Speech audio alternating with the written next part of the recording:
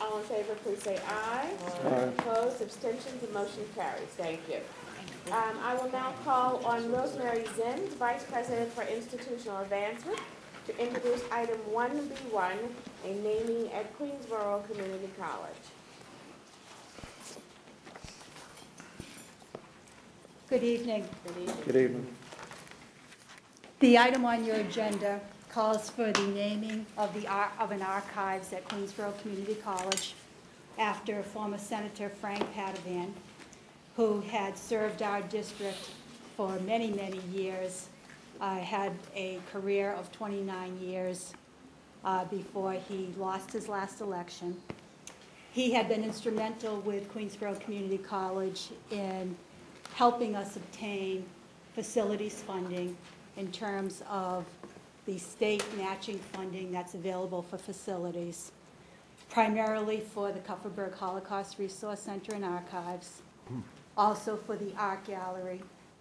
And he was also a key supporter in the Senate for freeing up expense monies to support our cultural programs, including Queensborough Performing Arts Center and our music department.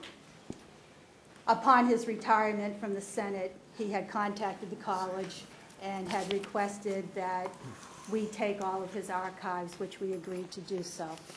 And at this point, we are here tonight to request that these archives be able to be named after Senator Frank Padovan. Okay. May I have a motion for approval? So moved. Second?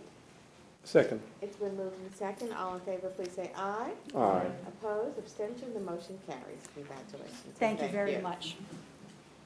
President Travis, would you join us and introduce item 1B2 and naming at John Jay College.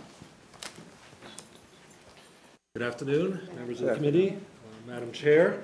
It's my distinct honor to appear before you this afternoon to request approval for the resolution to name the Dr. Ruby and James Malone Student Government Conference Room after Drs. Malone, and I'm very pleased to say that Ruby and Jim Malone are here with us today to be witness to this moment. Ruby and Jim Malone are preeminent citizens of John Jay and CUNY. Between them, they have devoted over 70 years of their professional lives to this university and have influenced the trajectories of thousands of students who have been their charges. Ruby Malone was a counselor in the Sikh department, became its director, and then was promoted to first dean and then assistant vice president for strategic planning at John Jay. Jim was also director of the Sikh program, dean of students, vice president for student affairs, and in that capacity helped to write the student charter at our college. Throughout their years at John Jay, they have been particularly interested in issues of governance and student life on our campus. And on their retirement, they have now decided to make a commitment, a major pledge to our campaign. So this is the third naming opportunity I'm bringing before this board now, and it's a delight to bring this one to recognize the contributions of the Malones. We will name, with your approval, the Student Government Conference Room, which is a fitting place to honor their legacy to our college because they cared so much about governance issues, about student life, and about the work of the Student Council in particular. Jim and Ruby are beloved citizens of John Jay. I have a personal reason for wanting to urge this before the committee, and that is first that Ruby accepted my invitation when I became president to become assistant vice president for strategic planning. Jim Malone came to see me in DC, Chancellor, even before I made the move here to talk to me about governance issues. And perhaps most importantly, he signed on as my tennis coach when I got here and needed some help. Now that's significant. Yeah, that's significant. So I recommend, Madam Chair, that the committee approve this naming. Thank you. May I have a motion for approval? I'd like to move it, Madam Chair, and I'll speak to it after we get into discussion. It's been moved. May I have a second? And for discussion? For discussion. It's difficult to see Ruby and James behind this pole there. If they can just move into sight so that the committee can see them. One of the things that both of these, why don't you just come over here? The contributions that Ruby and Jim have made over the years to student governments and student achievement is something that is unheralded within the City University system. And so it's extremely fitting that we name a room, for both of them.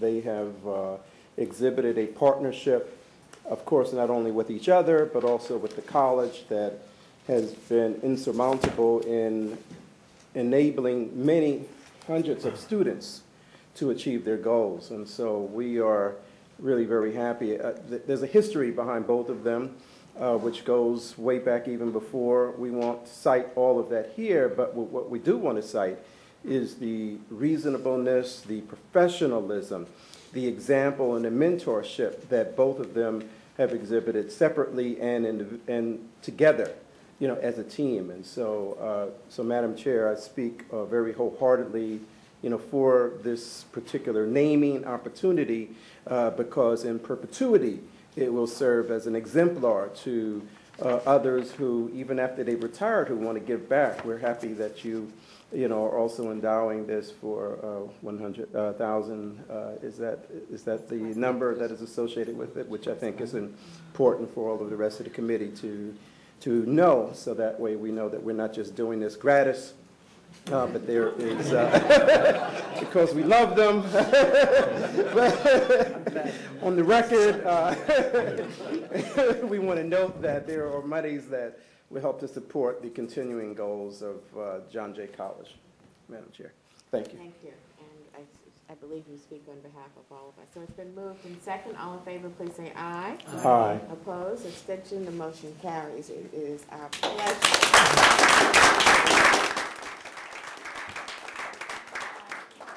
And would you like to address the committee? One or both of you.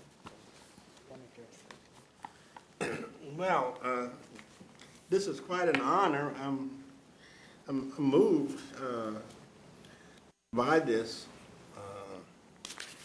City University and John Jay College has been very, very special for me and Ruby. It has given me an opportunity to work with young people, something that I've embraced as a life mission. And it's hard work, believe me, as Vice Chancellor Hutchinson will attest. It's very hard work, but it's work that is extremely rewarding when you see young people blossom and fulfill their dreams, and you've been a part of it. I can only say that City University has been a blessing for me. It has enriched me immensely, and I will continue to work and serve the university in whatever capacity that I can. Thank you. And I would just like to say that I have to credit Jim for bringing me on board with working with people. And I say that because I was a math major. I wasn't looking to the magic world with people. And when he met me, the first thing he said was, "Oh, you sound like you could be a teacher." And I said, "Don't mention that to me because I'm going into finance." But I did come along, and I have not regretted it. I have never regretted it. It's been such a pleasure to join him at John Jay, because I started at Brooklyn College, and to really just be able to work with the people we work with, not only at John Jay College, but at the board, because we spent many hours here. When Jeremy came on board, it was such a delight, because he had a vision that really kind of dovetailed with mine. And so it wasn't hard for me to say yes to him when he asked me to stay on board and work with him. And it's been a pleasure. And I would just like to say that we are very grateful. And if I might say, I'm very happy for my husband, because this was his lifeblood. He was involved in it long before I was. And he still is. He hasn't left it up here. So thank you.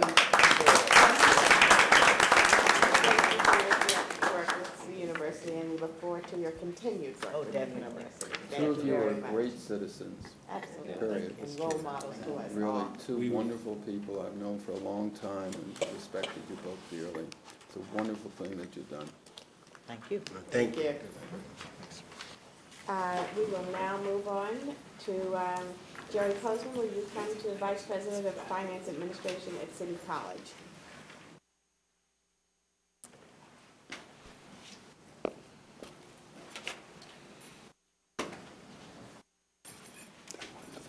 If you don't mind, I'll sit. Old colleague, new colleague. I left Marcia Keyes at York a year ago. She didn't have an iPad. The world has changed. Once a Jerry Postman, always a Jerry Postman. The resolution before you is a governance resolution. As part of the governance plan of the college, there is an ombuds position. Two candidates are usually in that pool to select a candidate. Over the last couple of years, there has not been two, there's been one. And the college faculty senate and both the college administration asked for the flexibility of choosing, if there's one candidate, of choosing that candidate. They will, of course, try to get two, but so the situation has been for the last couple of years, there's only been one person. I have a motion for approval. So moved. Second? Second. It's been moved in second. All in favor, please say aye. Aye. Opposed, abstention, the motion carries. Thank you very Thank you. much. Now to get to my favorite subject, which is numbers. City College has 530 full-time faculty. Half of those faculty are in science and engineering. Of the ones that are in science and engineering, 70% of those science and engineering faculty get Research Foundation grants. 50% get external funding. And over the next 4 years, if the CUNY Compact continues to go the way it's supposed to go, we'll be hiring 100 new faculty members, 50 of whom will be science and engineering people. 5 years ago, in 2007, there were $42 million in external research monies that came to City College. This year, it's $68 million. That's an increase of 2/3 during that period of time. President and the provost have decided that they are going to up the stakes in this game. And with the new science facility coming on board, and with new scientists coming on board, and to build in a community, a science community in terms of the infrastructure, we felt it's important to elevate the position of Associate Provost for Research to a Vice President for Research. The individual who held that position for the last 2 years, improved his medal during that period of time. It's a gentleman who worked as a program officer for the National Science Foundation and worked at the University of Wisconsin for 13 years doing this. We believe that in 5 years period of time, right, Larry? In 5 years, it'll be $120 million that we will have in terms of research money at City College. So I recommend to the committee Larry Bank for Vice President for Research. Thank you. I just amended your resolution to include the $120 million.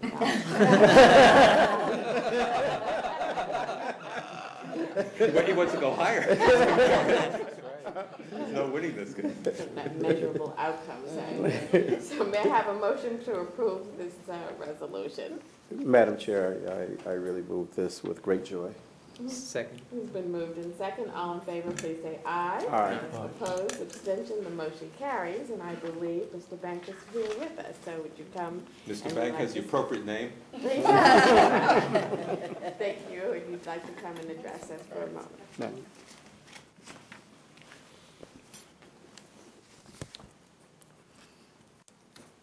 Well, thank you very much, first of all. Well, as they say, from Jerry's mouth to God's ears, 120 million. I truly believe we can do that. Since the time I've come to City College, September 2010, I have been actually amazed at the quality of faculty we have in science and engineering. Both the young faculty, or in fact all the young faculty, are amazing at their research and the ability to attract external funds. And we have a cadre of senior faculty that are continuing to produce, and I think to be invigorated by these new junior faculty, many hired through the decade of science. And Jerry asked me that number. He said, "You think we can do 120?" I said, "Sure." I really do believe we can do that. I think with the new buildings, with the faculty coming on board, and with the ability to attract large institutional multidisciplinary grants across the faculty, That's going to be the key. we can do it. That's going to be the key. And we're concentrating on these large multi-million-dollar activities. Science engineering is strong. Social science, we can also add to that. And with Martin and Lisa, both scientists, engineers, providing that kind of leadership and inspiration to the university, I think we can do it. Madam Chair, this is a very good example of where targeted investment really has big payoffs. When we designated 2005 through 2015 as the decade of science and then put in considerable resources, the payoffs are big, and I have no doubt that in the time frame that you've designated, going from about 70 million to 120 million is doable, easily doable, and that in itself is going to generate income for the college to make further investments into infrastructure and people. So, Well, congratulations and good luck. Thank you. I'd like to call on President Gail Mello to introduce item 1C1 regarding LaGuardia Community College.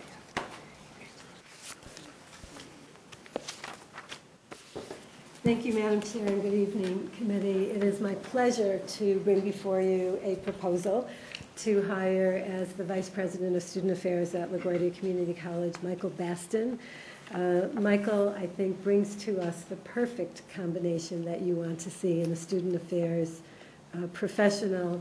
He is someone with great heart for students and yet an enormous practicality for the actual things that have to be done to get students to and through graduation. He began his career as a lawyer, so he has a legal and precise mind. We don't seem to be able to keep him out of graduate studies, so he's now pursuing his doctorate in educational leadership to focus on the necessary intellectual foundations of student development. He is a leader. He has come in and created an environment at LaGuardia that talks about the full student, but also the need to really marry what happens in student affairs with what happens in academic affairs. So his understanding of the role of student affairs as being both necessary for student development, but also necessary to actually get students through to graduation is unlike any I have seen. And so it is my great joy and pleasure to bring his nomination to you tonight. Thank you. May I have a motion for approval? So moved, Madam Chair. Second? Second. It's been moved and second. All in favor? Just one Oh, correction.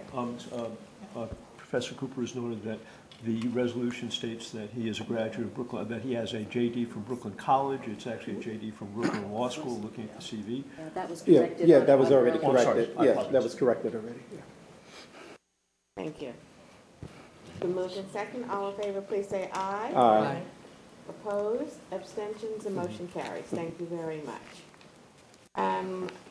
Is Vice President Baston Yes, here with he us is. today? Yes. Oh, would you please join us? And welcome to your new position at City University of New York. Can you look at that one issue in the morning? Good evening.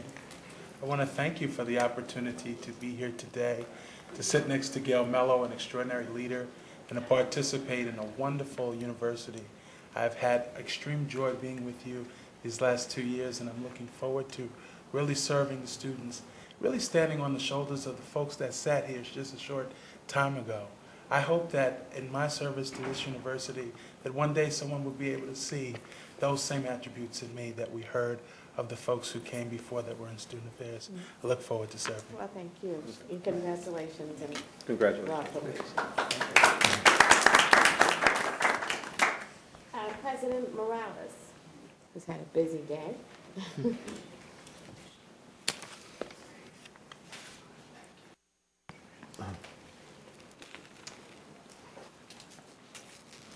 Madam Chair, it's a pleasure to bring this resolution to this committee.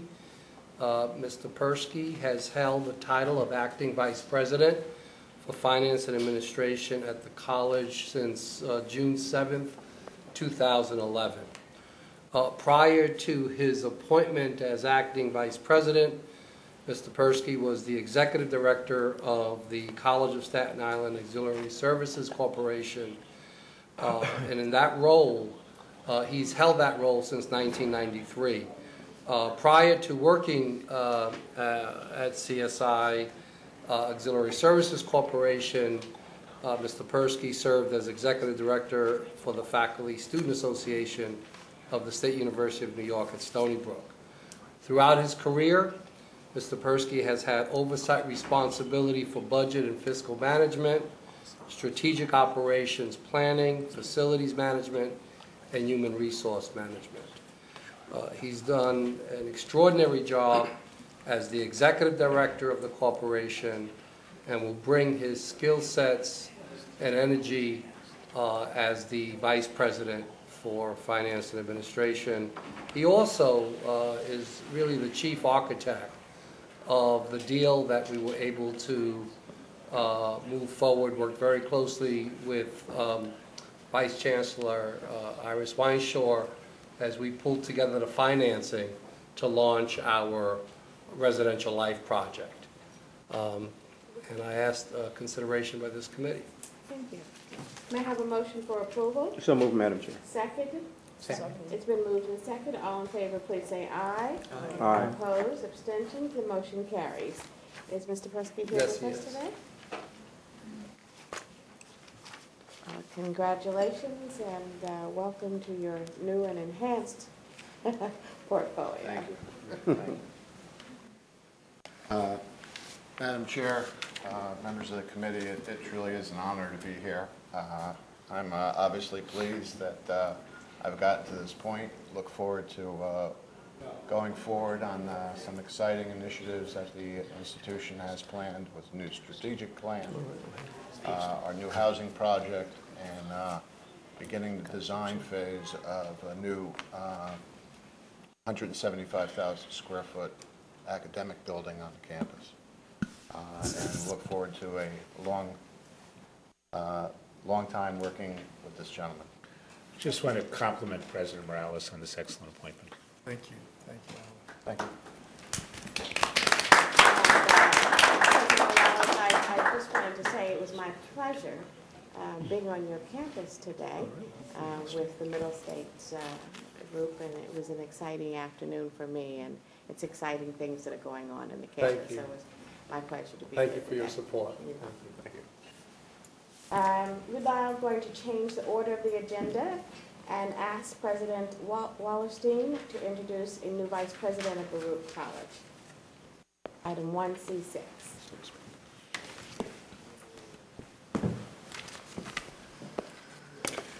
Good afternoon, Madam Chair, members of the committee.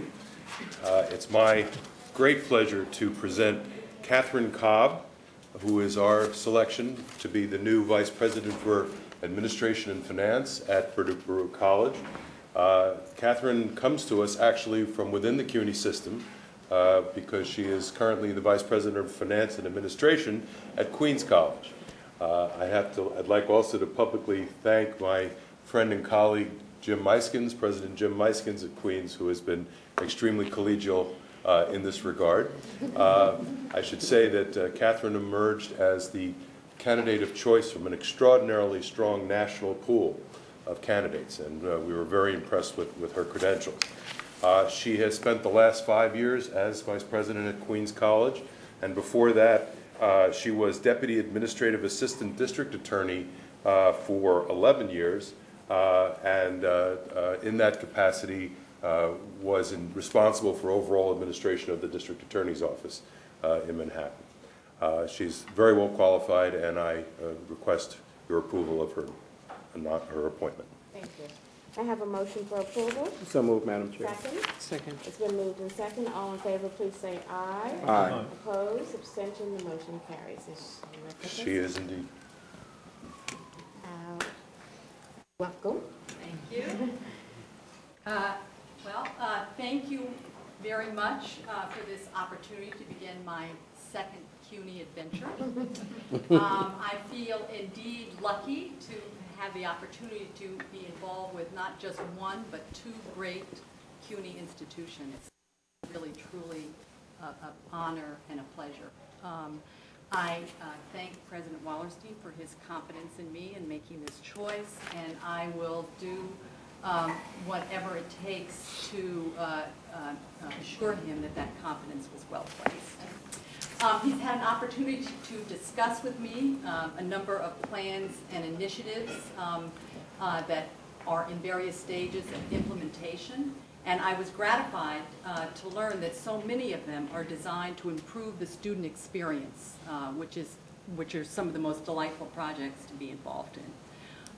Brooke is an exciting place to be at this time, and I look forward to joining in the excitement. So thank you very much. Thank you, and congratulations. Thank you.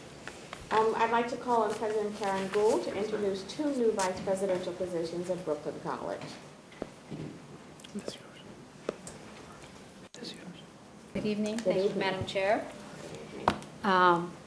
Yes, I'm very pleased to recommend to you all a change in title for our provost, William A. Tramontano, who has served as provost and vice president for the past 4 years. I am seeking the appointment of senior vice president for a number of reasons with an annual salary of $225,000. Most important among all these reasons is the dramatic restructuring of the college in the last year, which Provost Tramontano worked very hard on. When I arrived 3 years ago, we were a college with one school of education and 30-some other departments all reporting to the poor provost with 17,000 students. This is not an organizational roadmap that leads to very much oversight or effective middle management,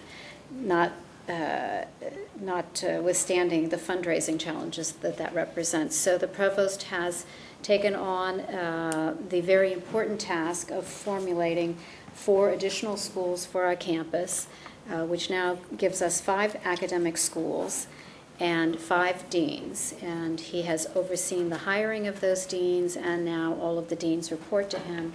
This is a considerable change in our operation. I'd like to say it brings us into the 21st century, but alas, I believe it brings us into the 20th century. But nonetheless, we are getting there. And that's a very important step for Brooklyn College. And it is an important step for Brooklyn College because it is a recognition that excellence and the success of our students, which is what we both care the most about, requires oversight. It requires accountability. It requires also strong academic standards. And I want to say that Bill Tramontano never lets you down when it comes to making sure that we have strong academic standards, even if it means taking some heat about it. And of course, all good provosts take heat about academic standards. That's their job. He also has reorganized the entire office of the provost under this new rubric to put undergraduate and graduate affairs into a single umbrella. And he also has taken over the reappointment, tenure, and promotion procedures which were in HR prior to this reorganization. He also has been instrumental and continues to be instrumental in guiding our space and facilities design with respect to academic programming. And as you may know, what we hope will soon be the new Roosevelt Science Teaching Commons is a very, very ambitious project. And Bill has been leading that project every step of the way with CUNY and with Iris Weinschall, step in step. And that is a very important next step for Brooklyn College. There is no doubt that he is the most important member of my leadership team and has the largest responsibilities. And I want to make sure that we are recognizing them. Thank you. Thank you. May I have a motion for approval? So moved, Madam Chair. Second? Second. It's been moved in second. Comments? All in favor, please say aye. Aye. Opposed? Abstention? The motion carries with pleasure. Thank you very much. Well, my pleasure to bring Bill up to the table, and congratulations and thank you for your continued service. Katherine stole my line. that I've also had the pleasure of working for two amazing institutions at CUNY, both at Lehman and at Brooklyn with President Fernandez and President Gould. The changes that we've made in the last few years actually were started a number of years ago. They're so essential for the future of Brooklyn College, from the facilities to the organization to our change in academic standards. It is critical that we continue on this path, and as the President alluded to, it will be bumpy, as it has been along the way. But nevertheless, our goal is the same, to serve all of the students who come to Brooklyn. I'm grateful to Karen for the trust that she has put on me, and I'm grateful to CUNY for showing the same. Thank you.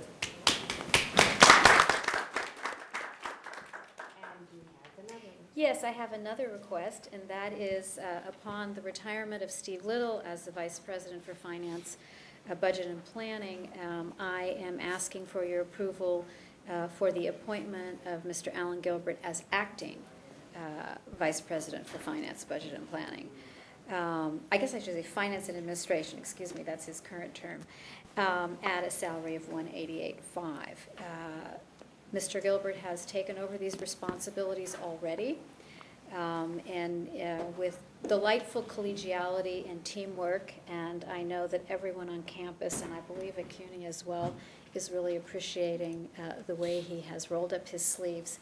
He is known, Alan Gilbert, as the person who works harder than anyone else at Brooklyn College, probably including myself, and the reason for that is that he is sending emails 7 days a week at all hours.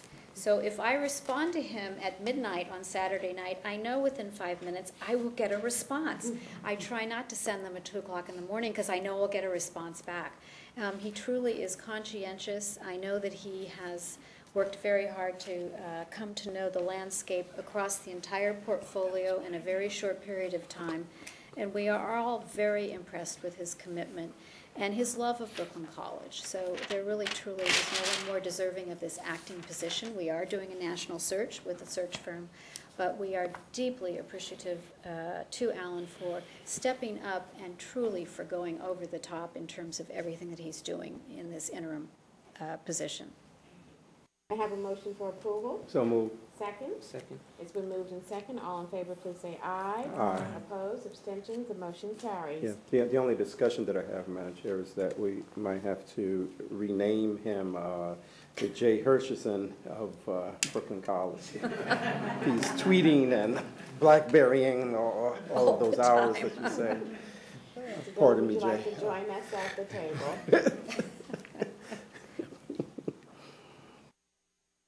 Congratulations and thank you. Thank you, Madam Chair and the committee, and thank you, President Gould, for your utmost confidence in me. I guess I thought being named acting vice president was an honor, but being compared to Jay may be a bigger honor. So Jay is an unbelievable worker. You know, as a CUNY graduate from Baruch with a baccalaureate and a master's degree, I'm so excited that I've been named to be acting vice president. And so appreciative of all the opportunities that my education has afforded me, that I'm able to take on new responsibilities throughout my career. Baruch not only taught me accounting and finance, but I think it allowed me to grow in leadership and planning and integrity. And I think I'm able to use all those things moving forward, and I'm really excited about doing great things for the college and working with our campus community.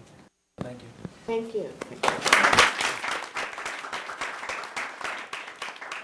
Madam President, just before President Gould leave, I just want to... President Gould? I'm sorry. You're not finished yet. Yeah, I just want to commend the work President Gould's been doing at Brooklyn College. The students are really appreciative of the work, and she has done a tremendous job at the school. We really appreciate it.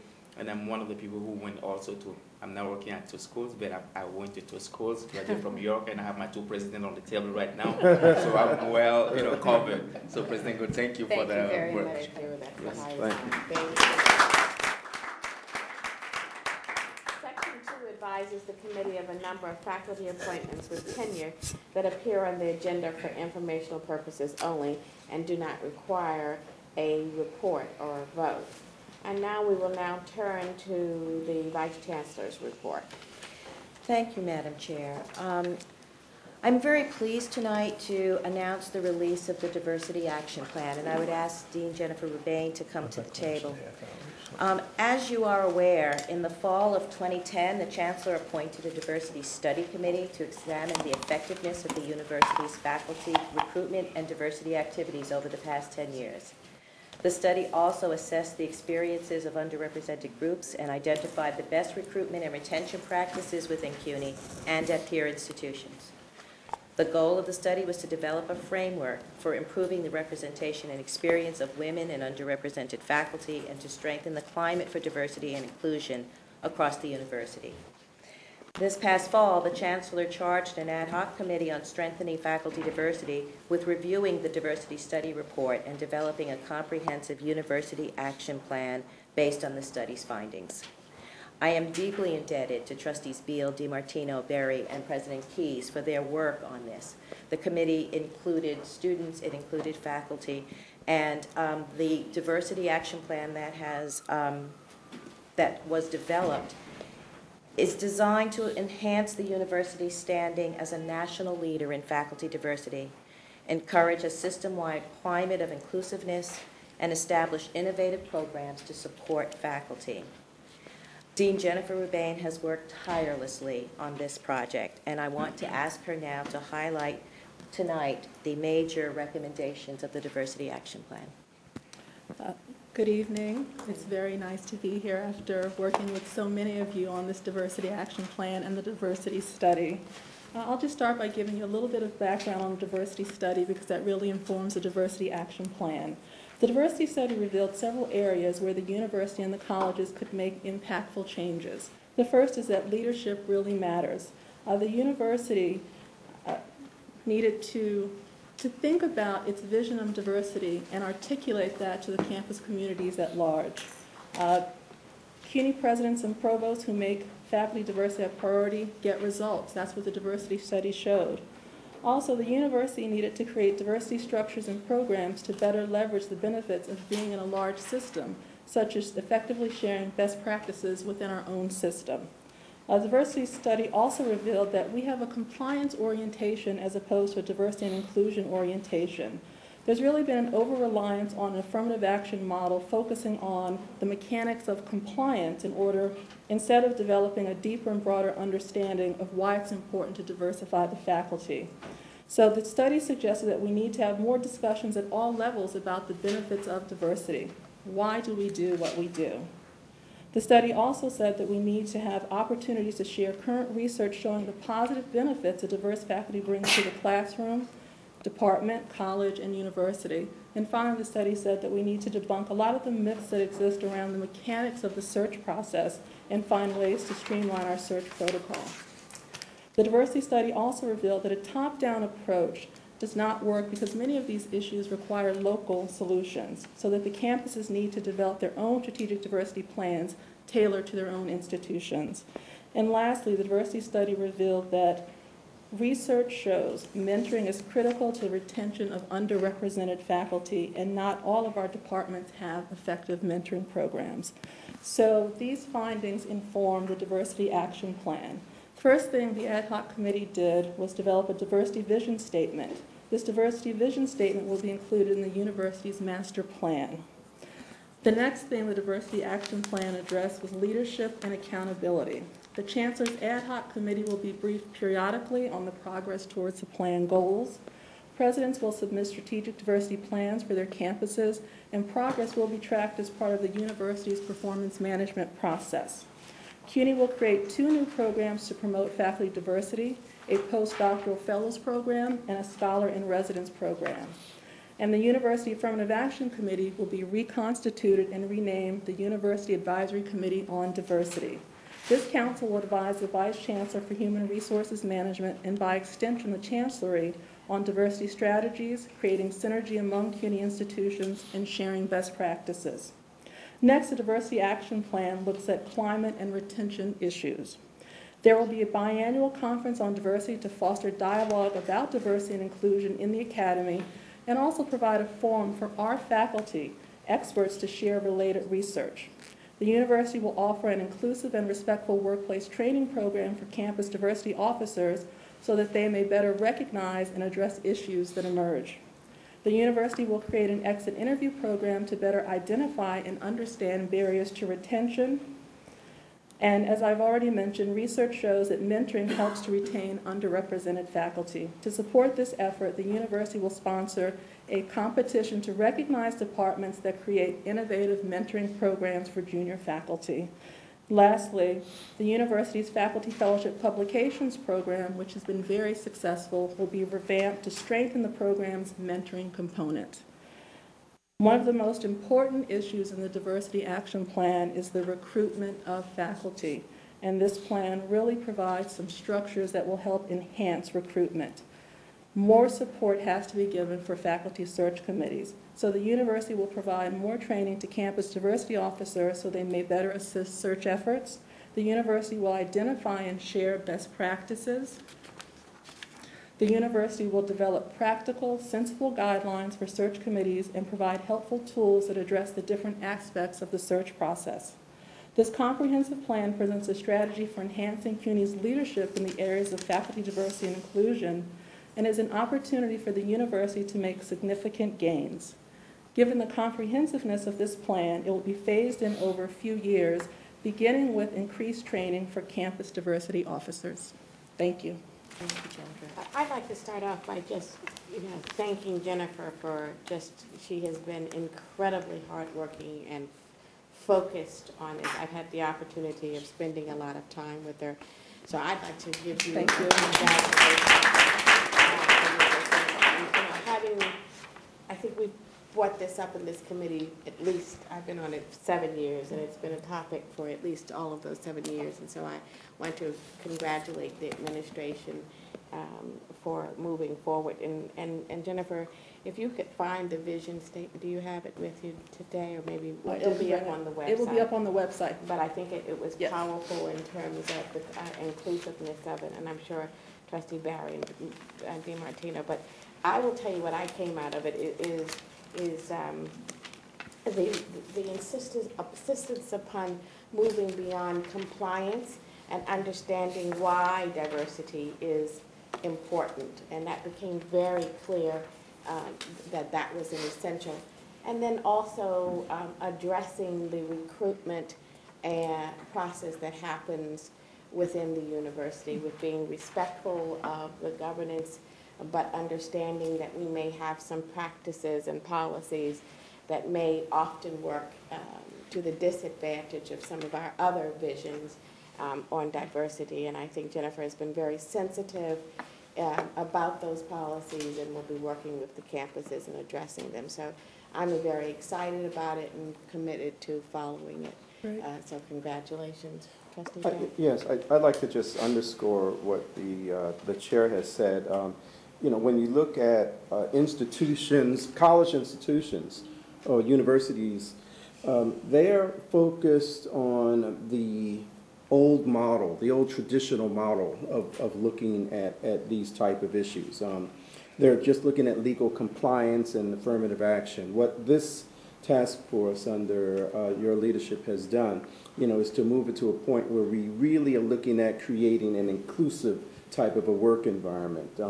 The way that you went about it to get input from all parties, is extremely important and noteworthy, and that will result in sustainability of the effort.